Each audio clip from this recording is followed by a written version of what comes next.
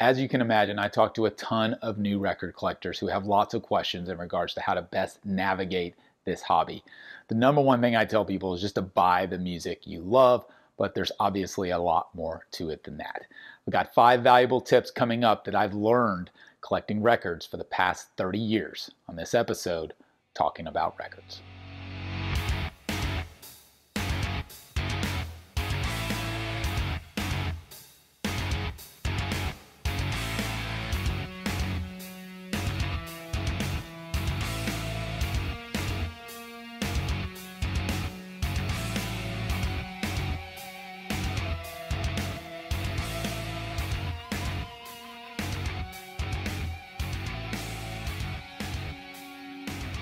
My name is G.I. Sanders from NTX Vinyl, a small chain of independent record shops in the Dallas-Fort Worth area.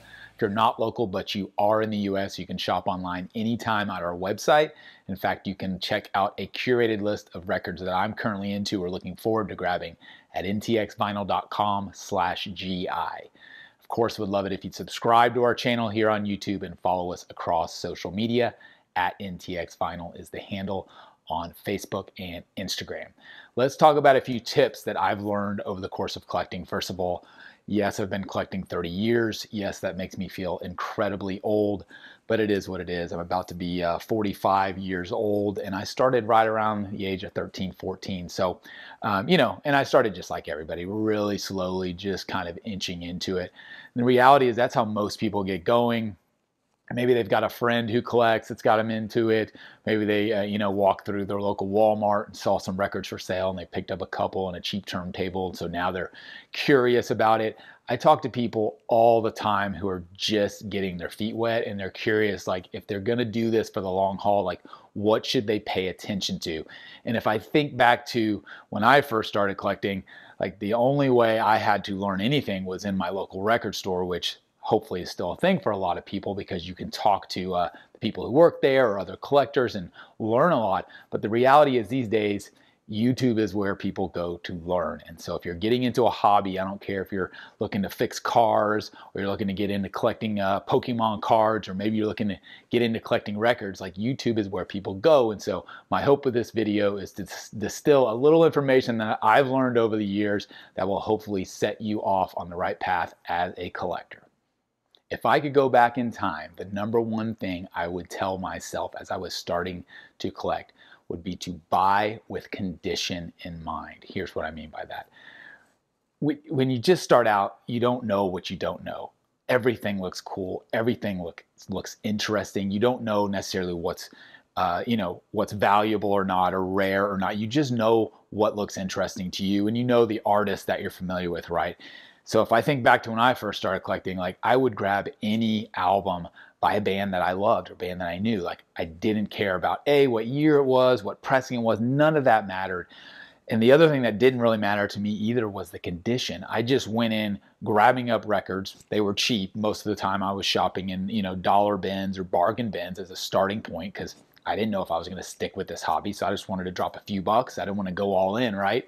But the thing that I didn't do that I wish I would have was really focus on the condition of the records. Because in the reality is when you're going to spin these records, if you're really going to choose to listen to them, the condition of those LPs is so important in regards to that experience that you're going to have. If you put on a record and it's really staticky, it's got a ton of noise, maybe even skips or sticks, like that's not going to be a great experience. And so focusing on condition, even with cheaper records, even with bargain bin records, just try and find records that look pretty clean, that don't have a ton of marks, because over time you're going to get a lot more enjoyment out of those records. And again, thinking back to my 13, 14-year-old self, like I was not thinking about that at all. So that's the number one thing I would tell people when they're starting out, especially in regards to used records, obviously, which is where a lot of people begin because they can be a lot cheaper than newer records. So when you're digging through the crates at your local record store, like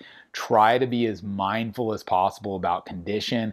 If you're not really sure if something's going to play well or not, if you have the ability to test it at the store, that's great. If not, just ask someone at the store and ask them about the condition of the record, and they can probably tell you based on it visually, at the very least, how it's going to play.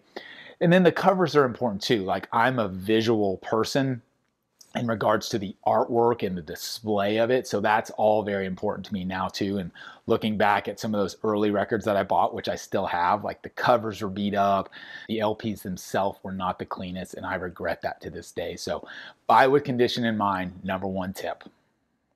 Number two, and this follows right along, once you found a record and it is in pretty good condition, take good care of it. I cannot preface this enough. Thinking back to my early purchases and how I've treated them along the way over the course of 30 years. Like, again, you don't know what you don't know. You're not sure if you're going to be in this for 6 months or 6 years or 60 years, right? But the reality is, treat it as if you are going to own this forever. So as you're handling it, as you're pulling it in and off the shelf, as you're getting it in and out of the sleeve, all of those things will cause wear and tear. It doesn't matter how careful you are. Anytime a human is touching a record, you open up that can of worms, and you can get grease on the record, you can get debris on the record, you can drop the record, shelf wear of bringing in and out. All of that is wear and tear, and so just be careful.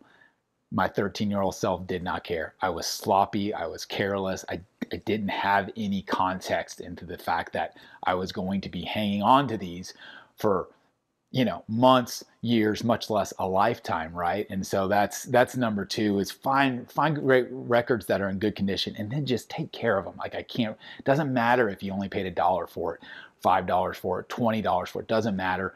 Take care of it. You will thank yourself later, I promise.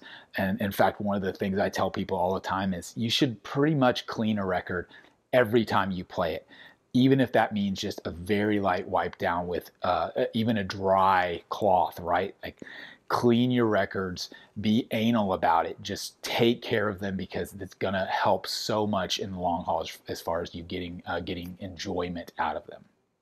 Third tip, if I could go back in time, take some chances. I think back to my early collecting days, and like I mentioned, I was buying records by only artists that I knew, albums within those artists' discography that I knew, and I wish I would have taken some more chances. Now, it's hard because most of the time when you're starting out, you're on a budget, you're not really sure if you're going to commit to this long term, so you really just kind of want to stick with the essentials, right? Which I think is a pretty good plan, but I think it can expand your horizons a lot if you step outside your box. Again, maybe not into completely different genres that you're not familiar with, but just thinking about popular artists and only grabbing their biggest album, and then not paying attention to so many others in that discography, which you could be picking up and learning about along the way, but you don't know the songs, so you're just kind of put off by them. Luckily, these days you can listen to anything online, which is one of the beautiful things of how streaming pairs with vinyl collecting, is that you can preview and listen to any song you want, more or less, before you buy it. And so I think taking some chances today is actually a lot easier. Like, pre-streaming, pre-YouTube, there was no way to hear the music other than actually buying it, or maybe, again, if you have a chance to preview it in the record store on a listening station. But a lot of places don't have that. So the reality is like, you used to take chances. It was a real chance because you didn't know what it sounded like. Now you can preview it. Now you can, skim through a couple tracks and see if it's up your alley, and then make a choice on it then. But I just recommend taking chances so much, because I think it keeps things interesting. That's the most important part. And if you're in this hobby and you're committed to it, that's a big part of it, is just staying interested, staying involved, and discovering new music, I think, is a big component to that. Fourth tip, catalog as you go. I talk about this all the time. I have multiple videos on the importance of cataloging your collection, how to catalog your collection, where to catalog your collection. The reality is, it just doesn't really matter how or where, whatever works for you, but knowing what you have along the way is so important, and especially important as you're starting out, because when you're starting out, you've only got a handful of records. Once your collection starts to balloon and you've got 50, 100, or hundreds of records, then it becomes a very daunting task to catalog them. I don't care if you're writing them on a notepad, you're putting them in Excel, you're logging them in an app like Discogs. All of those are viable choices. I would choose Discogs because it's very handy and it's made for that purpose. But the reality is, the longer you wait, the worse it's going to get. And, and the worse you're going to be, worse off you're going to be, because you're probably going to start buying things a second time because you forgot you had it, or you're not going to know which pressing you have, and you're going to be in a record store and you're like, do I have that one? I don't know. So there are just so many advantages to knowing what you have and cataloging your collection from the very start. I would say when you have, less than 100 records is a perfect starting point. You're going to learn a ton about your records. You're going to learn a ton about records you wish you had. And then you're just going to have it in your pocket at all times. If you're keeping it digitally, obviously keep it on your phone in a note, Excel, Discog, whatever it is, but catalog as you go. You will not regret it. I promise. There are so many advantages to knowing what's in your collection, and that'll only help you as you're out there looking for other cool albums to add to it. Last but not least, my fifth tip. And this is a tough one because it really depends on you as a collector, but my fifth tip is to buy with the intent to listen. Now, a lot of people maybe don't abide by this because they are collectors and they will collect things and they will keep them sealed and they're buying them as an investment, and that's cool. That's not me. If you're asking me for a tip, I'm saying what's going to keep you engaged in this hobby, keep you excited about it. It all boils down to the music for me personally. So a tip for me is when you're buying something, make sure, take some chances, but also make sure that there's a pretty good chance that you're going to enjoy it and you're going to listen to it. Like, that's the whole thing. I do talk to plenty of people these days, and there's lots of collectors who collect for different reasons, like I mentioned, and people who don't listen to their records and don't ever intend to listen to their records. And that's totally fine if that's what you want to spend your money on and you want to treat it as an investment. But for me personally, I don't think you're in this for the long haul as a record collector. If you've got a wall like this behind me and it's all sealed records and you bought them with zero intent to listen to them, I just don't think it'll stick. I really don't. I think eventually you're going to move on to something else, which is totally fine. But again, if I'm talking to a new collector and they're asking me tips on what will help them stay motivated, stay engaged, and actually succeed in the long term, meaning like they've become a record collector successfully, now they own a collection and they're living with it and they enjoy the experience of it, buying with the intent to actually enjoy the music should probably be the number one tip, honestly, because I can't preface the importance of that enough. You're going to spend a lot of money on this hobby. It's not cheap. You're going to spend a lot of time. It's completely inconvenient to have to deal with records versus just clicking a play button. So if all of that is the context, then you better be buying to listen to your records and enjoying them because you love the music. Like, that's the most important thing, from my opinion. Yours may totally differ.